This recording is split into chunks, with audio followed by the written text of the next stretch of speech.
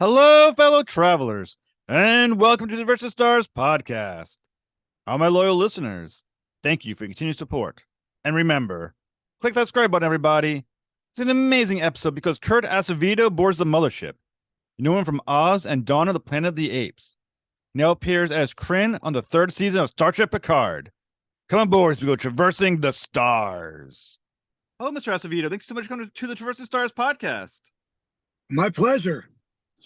I always start with a question of inspirations. What inspired your love for acting and who your earliest influences? Holy cow. Inspired my love for acting. What's the weirdest thing is it's something I've always wanted to do. I have no idea. My mom isn't necessarily artistic, or really anyone in my family. And just something I always wanted to do. I went to junior high school performing arts, high school performing arts, which was, the fame school, and then conservatory for 4 years. So, but my inspiration would be Sam Shepard. I loved Sam Shepard. I loved his plays. I loved his short stories.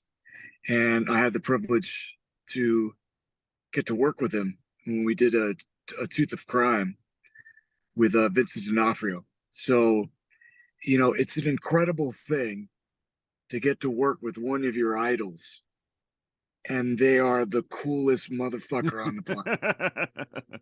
I mean, he took me under his wing. I wouldn't have a career without him. I really wouldn't. He introduced me to Terrence Malick, like all these people, like it's how it all evolved from his play is truly profound. So, what is it about Sam Shepard's plays that you love so much? I always wanted to be a cowboy. That's one thing. His fear of flying, which was another thing, because I still do have a crazy fear of flying. It's the control freak in us. We want to have control in the air, but we don't. So, and also his plays are just so visceral. His contemporary would have been David Mamet, right? David Mamet and Sam Shepard were they were neck and neck in high school and in college, and who actors preferred. And I just connected with his just raw, powerful imagery, and a lot of the stuff is also the characters are just they're hard characters that lived hard lives. And I can relate to that in a way. I grew up in the South Bronx during the 70s and 80s. So even though I didn't grow up in the West, I wasn't a cowboy, I understood hard. I understood difficult. I understood trauma. And so I related to him, So, I also read that you found a theater called the Rorschach Group. Is that correct? Yeah, a long time ago with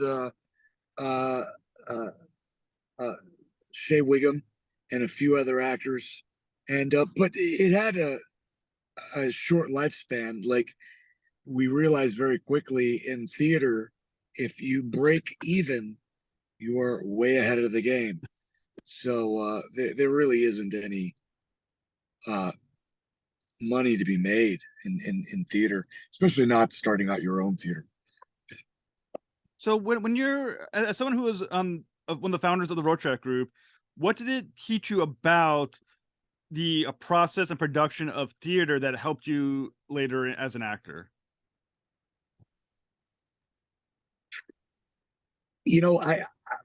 My job wasn't dealing with the production aspect of it, or the I just wanted to act. So for me, just don't bombard me with ancillary shit that's going to affect my performance, right? So if there's a problem, we talk about it outside of rehearsal, or you'll have a meeting, dinner, or something. But like I said, it was short lived. I mean, I think we did 3 different productions. So yeah. Well, you played Carver, one of my favorite movies of all time, Dawn of the Planet of the Apes. Oh, very cool. Yeah, I thought that movie was so brilliant, and in many ways, I kind of felt it almost was. I don't think I'm giving it too much credit, but I say it felt like a Shakespearean tragedy watching that movie play out. Oh, very cool. Yeah, especially with the downfall of with Caesar and the relationship and everything like that. So, what was the Yeah, experience like on the set of Dawn of the Planet of the Apes? one of my favorite jobs. I got to work with another idol, with Gary Oldman, which to me, I mean, listen, you know, as actors, you basically get paid to wait. Like you just like I think that's the Sean Connery saying, right? Like you get paid to wait. The acting's for free. Uh, well, with his salary, the acting would be free, but not mine. But um, for me, I'm so happy the film was successful, and I had so much fun. But for me, was getting to hang out for hours at a time with Gary Oldman talking about film. Uh, I mean, we went through like our 100 greatest films of all time, and we were we were right there neck and neck. I was like, Gary, you got to throw in Sid and Nancy. He's like, really? I was like, yeah, man. And he's just like us. He's a fan. He's a cinema nerd, and he was doing his big speech in the Apes when he's talking to the survivors in the commune, and it was just good to see that his process was very similar to my process in the sense of so when someone does a monologue, as an actor does a monologue, right? The idea, most people who aren't in film or who aren't actors think he just does the monologue over and over and over. No, so he'll just hit certain parts over and over and go back and then hit it again and then go back and then hit it again, then do the whole thing, then go in the middle, hit that because in editing, he knows they're going to cut people's faces to him at a wider angle, uh, at a tighter angle. So there's no need to do the whole thing and over. That's how you get tired. Mm. You'll lose your voice. And also you're able to build, look, I didn't hit that right. Didn't hit that line right. I'm going to go back to it and hit it better. You know what I mean? Hit it softer. However it is, you know, and he'll know by his ear. I mean, many actors work differently, right? I mean, obviously he's a very method actor. That part wasn't very method, right? Like, I mean, you know what I mean? Like, for instance, like, Dustin Hoffman says, sometimes you read a script and then you go get a hamburger because you know what you have to do. Like, let's not overthink it for some parts, right? And then there's sometimes you go, no, guys, no hamburger today. I got to go in the basement and go deep for this part. So some some parts, are easier than others. So that's where he was able to play a little bit more and didn't have to keep on going back and I need a minute or I need 5 minutes. He was great. Mm. So he comes to me after and he goes, Zach? I was like, yeah, man. He's like, no, seriously, you could tell me. And I'm like, wow, he's exactly like us, just very, very self-deprecating, very, not sure. You know what I mean? Because sometimes you just don't know. Sometimes you know, Mm. and you really know when you hit it. And sometimes you don't. So it truly was an honor. Like I could even. It was an honor. It was great. So is that what separates, like I said, because obviously Gary Oldman is a legend. There's not many who are going to be in his realm. Is that what Correct. separates those who exist at that stratosphere from those who do not? What I appreciated about Gary was he, his time. Do you know how many actors go up to Gary? Mm. You know, and then also, mind you, one of what really broke the ice was my wife bought this painting. It's an old one of those French cigarette prints from the 1910s, like 1900s, right? My wife owned one, the original copy. We still do. We still own it. And on the provenance, the previous owner was Gary Oldman. So the first thing I do is my wife sends me this picture and I read it and I read the text and I go, Gary, my wife just wants you to confirm, was this yours? He takes the phone from me. He's like, because in the it's a picture of a redhead with a cigarette, you know, French, and he goes, oh, this beautiful lady. I haven't seen her in quite some time. You know, so it was, you know, but he took the time and, you know, we talked about acting and we talked about who our favorite actors to work with were and who his were. His was Kevin Bacon, his favorite actor to work with. And I was like, really? He's like, yeah. I was like, no, nothing wrong with that. I just, you know, you've worked with so many. It's, you know, he was fun, right? Exactly.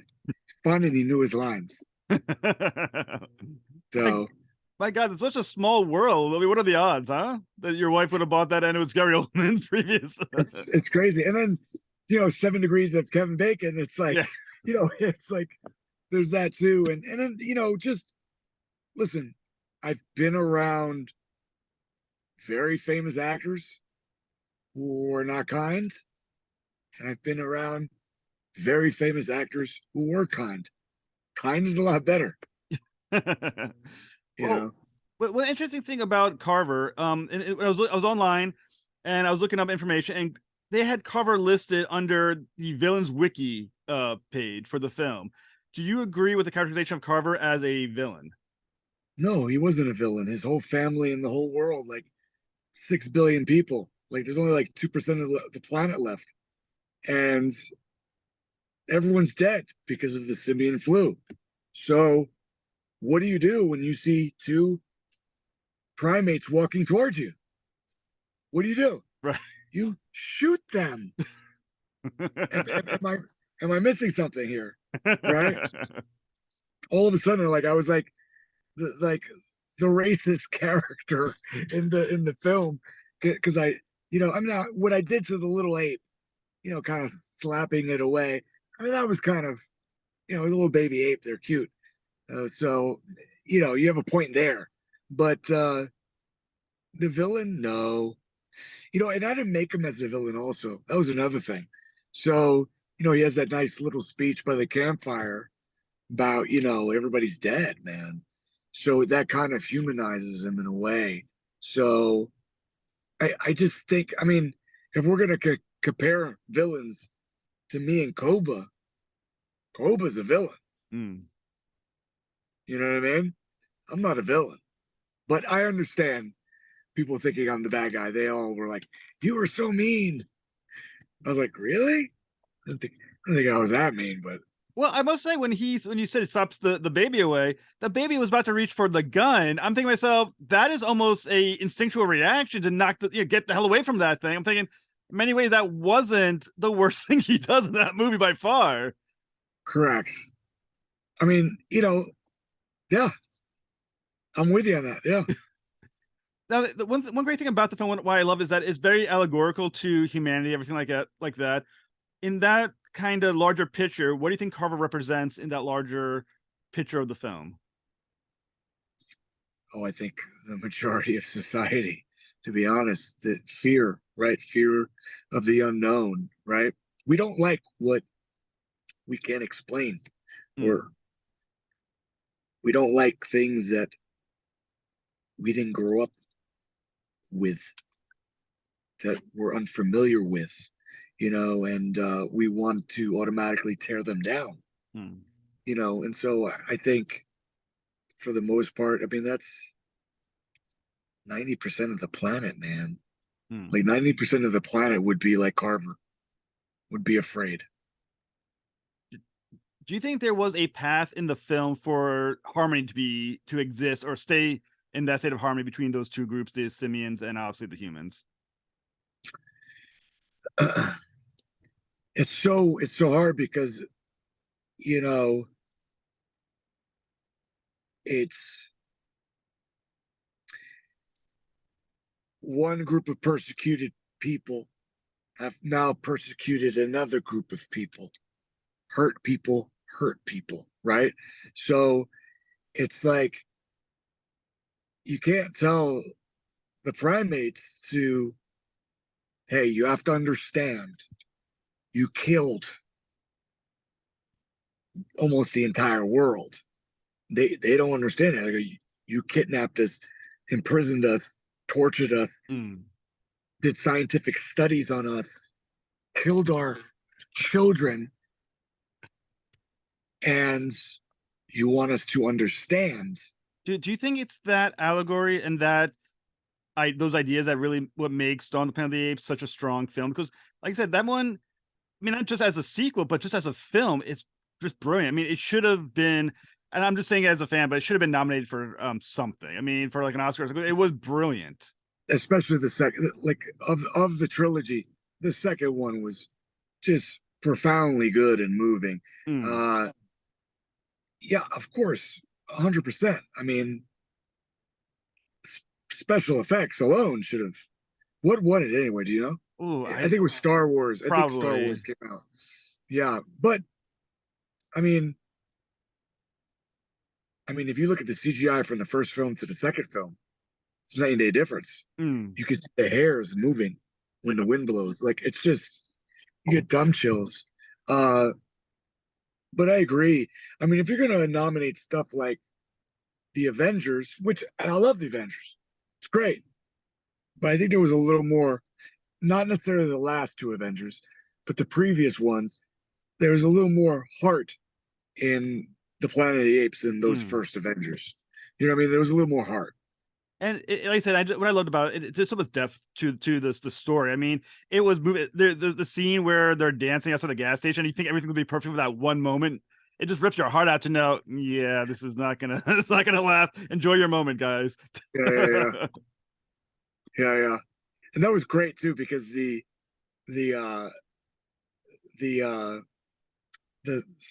cigarette by accident, like the ash and cinder fell on me, and I'm like trying to put it out, and it just was perfect. It was an accident that happened, but that moment of like that respite of calm, and then there's just this space. It worked perfectly. Like I said, it's one of my favorites of all time, and I think it really what made the trilogy so strong. Well, to go to what you're recently working on, you recently appeared as Krinn on the third season of Star Trek Picard, which is also amazing. So congratulations! It's such a great series. So how did you get involved with it? Terry Matalas, who I did 12 Monkeys with, he was show running Picard, and he was like, "Hey, do you want to play a badass mercenary killing Vulcan?" I was like, "Yeah, I love to." Like a Vulcan from Star Trek. He's like, "Yes." I was like, "I love to." He goes like, "Or would you want to be a Ferengi?" I was like, "No, I want to be a Vulcan because I don't want to do the prosthetics." And at least I could just do ears and eyebrows. That's easy. And so, and that's how that came about. Yeah. Were you already a Star Trek fan before you were on the show? You know, it's so funny. I've been watching the old Star Treks and the old Twilight Zones, like the last few months, like rewatching them. So I was always a fan of the original Star Trek and the original films. I haven't necessarily been up to date with this iteration, with the Starfleet and all that stuff, but looks great. I mean, I love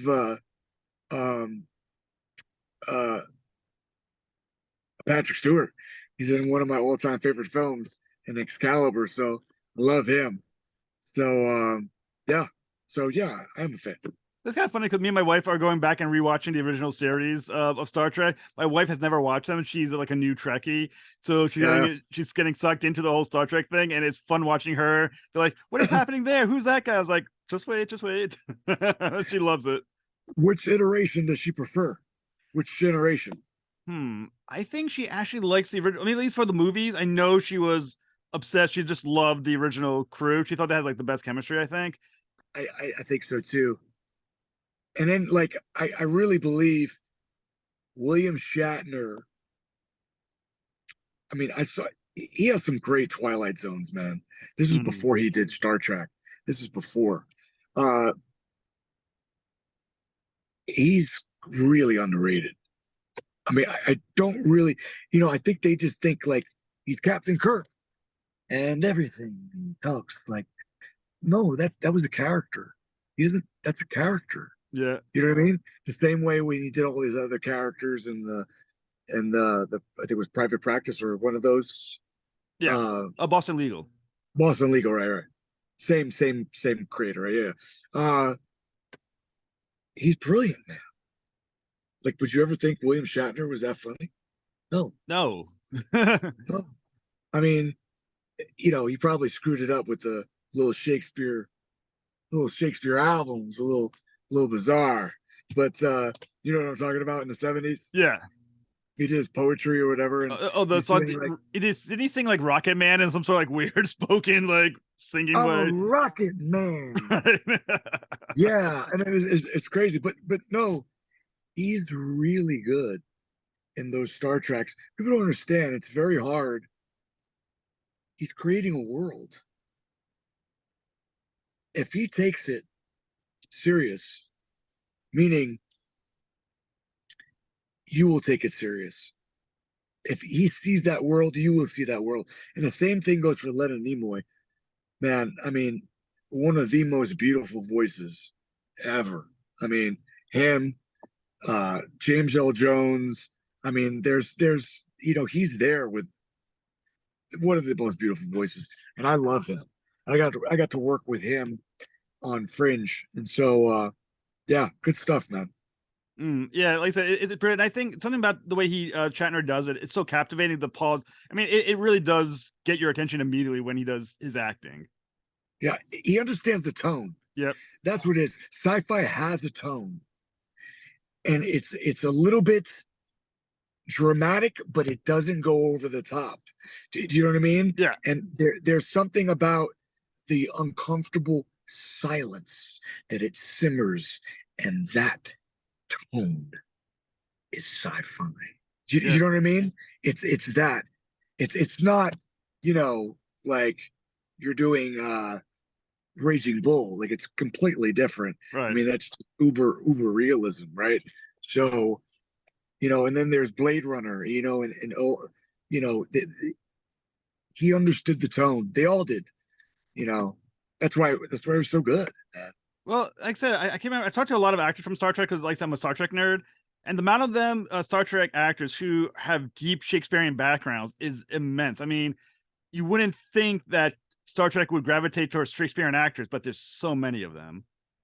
Well, I think that makes sense because the dialogue is so thick Mm, with uh scientific gobbledygook that mm, you have to say trippingly on the tongue, swiftly, and look like you know what you're talking about, right? So, because you're saying things that back then that have not come to fruition, mhm. that they don't even know if it's scientifically viable, Right. right? Like they don't even know if these are realistic things, right? Like when they're explaining time travel and black holes, like it's all made up. Right. So in a way, Shakespeare, I think, lended a hand to that dialogue, Mm. right? Because it's that tone, right? It's slightly dramatic, Mm. right? So yeah, I think it worked well. So when you were thinking about your character Krinn, Yeah. did you develop like a backstory for the character? Was there anything that you were made aware of about him that maybe either was part of canon or part of your head canon in how you approached it? So the only thing I knew was that he was a Vulcan and he was a badass mercenary. So when I first started working on him, my idea of a Vulcan was they're emotionless, right?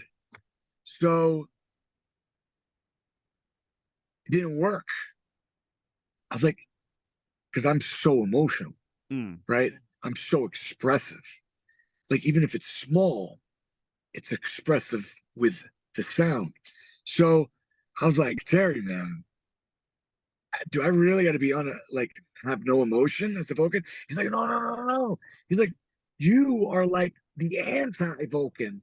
Like, you are just anger and seething, and like you are you're rogue Vulcan. So the minute he said that, I got it.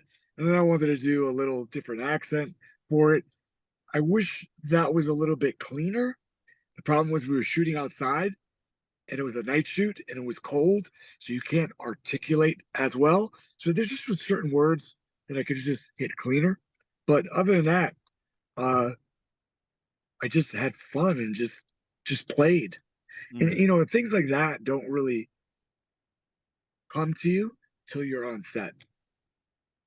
A lot of the stuff, like the beats, the pausing, you could practice it all you want.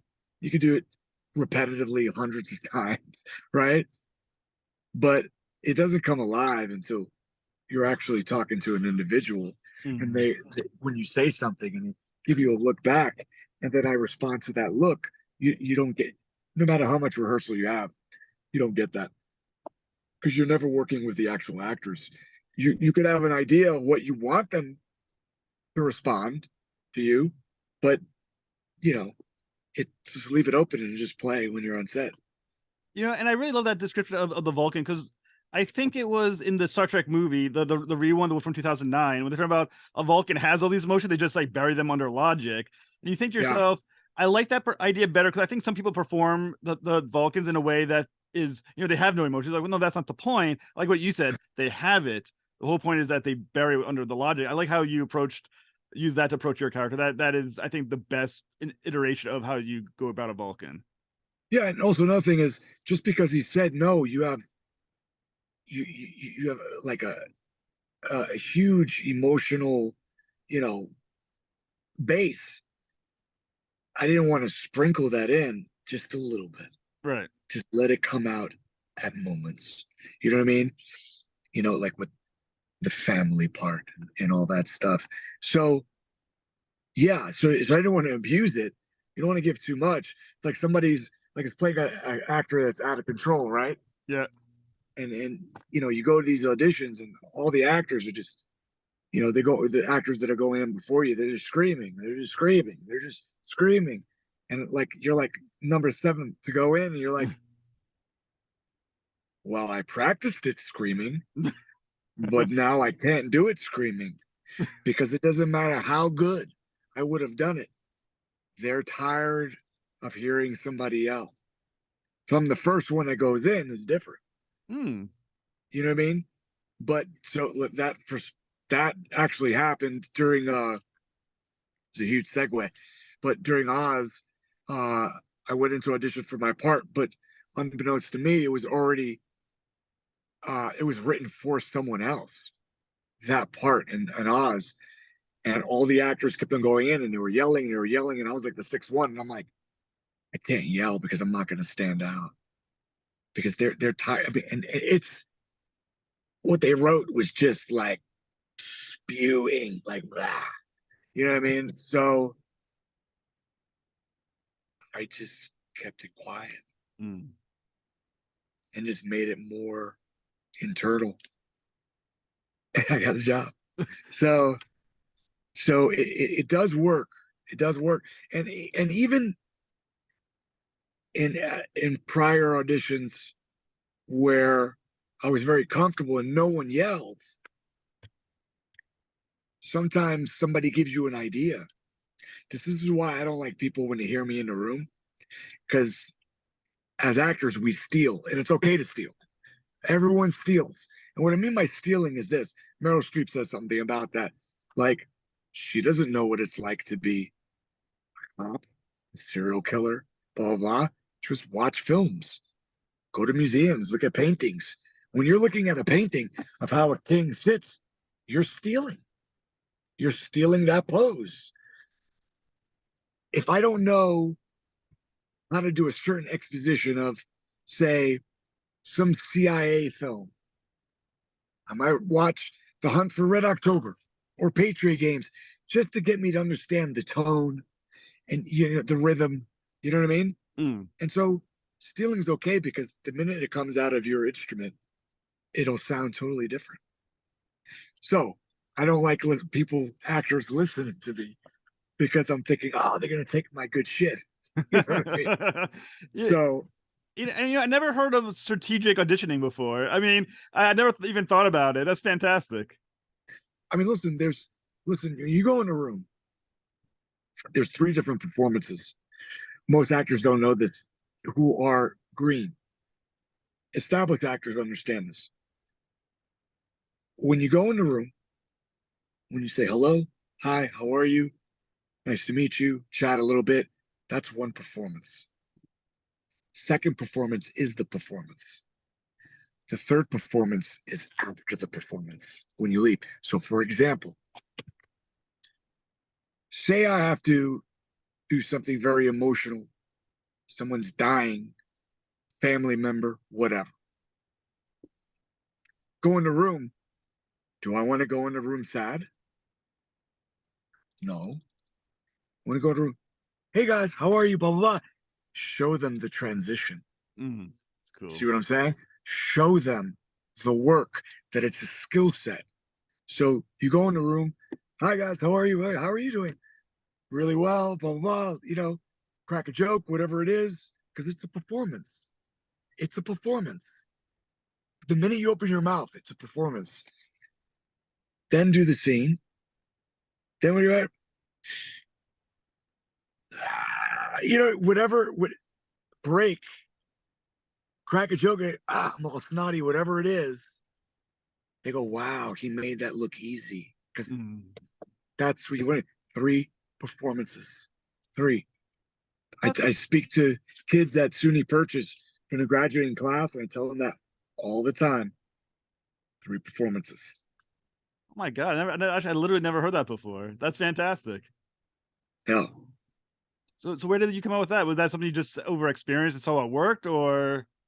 So, early on, I was so method, like just so method. Like if I had to do something that just was like traumatic or violence, I'd be listening to the music like a half hour before the audition. You know what I mean? And it's huffing and huffing. It's too much work, man. Yeah. I'm letting it all. I'm wasting the energy right now. It's controlled. You want it to simmer. You want to control that energy, not let it out. It's okay to do that sometimes, but so you go in the room. I didn't want to break, or it's too heavy. Do you know what I mean? People don't understand that there's certain directors that like that. It also depends on the room too, right? But even still, it's three different performances. Even if you don't want to go in and be chatty Cathy, it's still always 3 performances, even if you're more reserved. You know what I mean? So it's just, it's just trial and error, man. It's just figure out my process. Every actor has their own process. Like, method is this blanket term, and it's not a blanket term. So, like, everyone has their own method. But when people think of method, they think of, like Dustin Hoffman in the Marathon Man. Like, he had to run all night.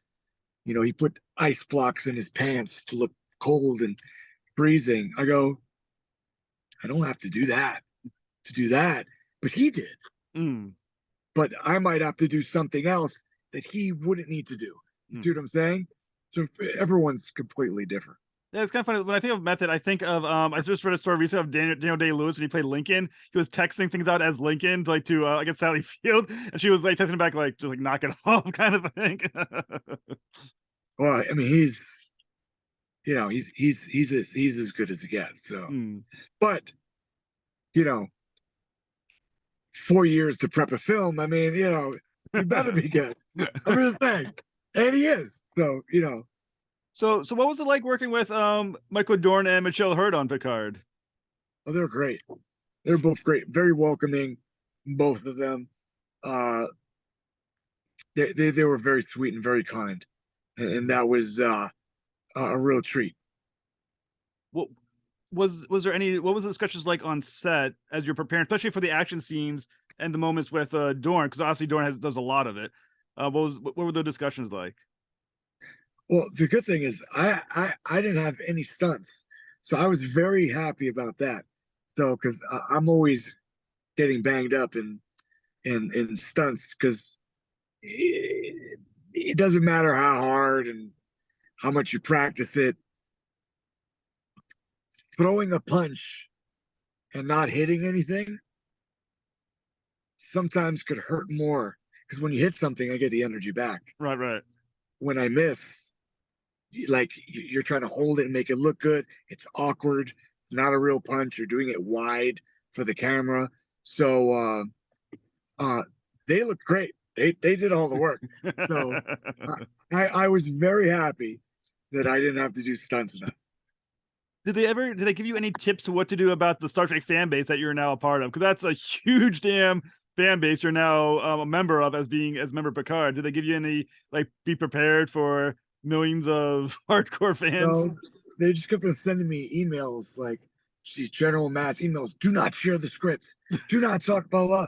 And so then they sent this thing that they found.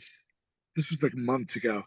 They found somebody shared a script, but I thought it was personally to me. I didn't know it was a mass email.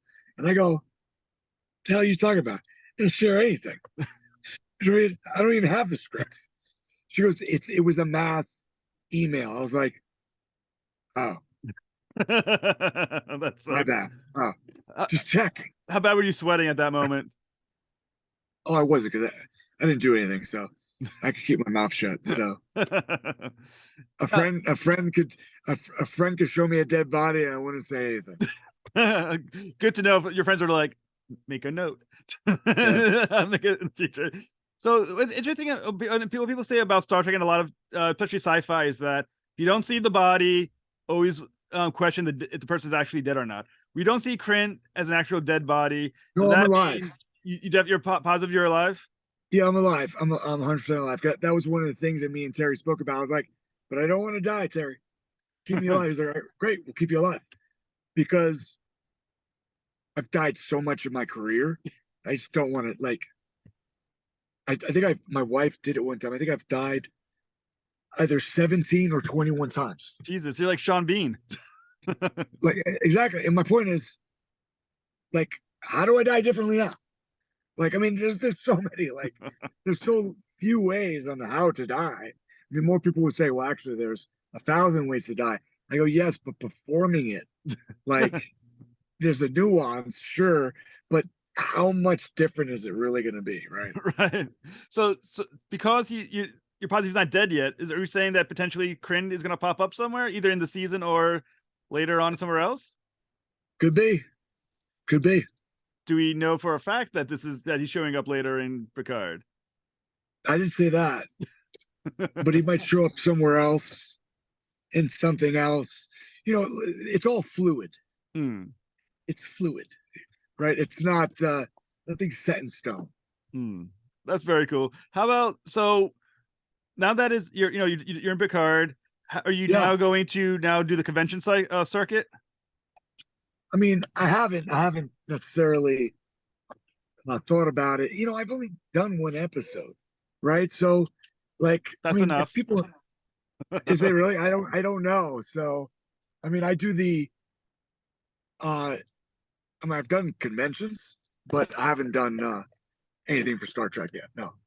I'll tell you this, like I said, from someone who does know the convention and knows the fan base, you're in one episode, they gave you a name, they will ask for autographs soon enough at these conventions. That's a bad guy, right? Everybody loves that guy. So what's next for you? Right now, I'm writing with my wife and working on something that I want to direct,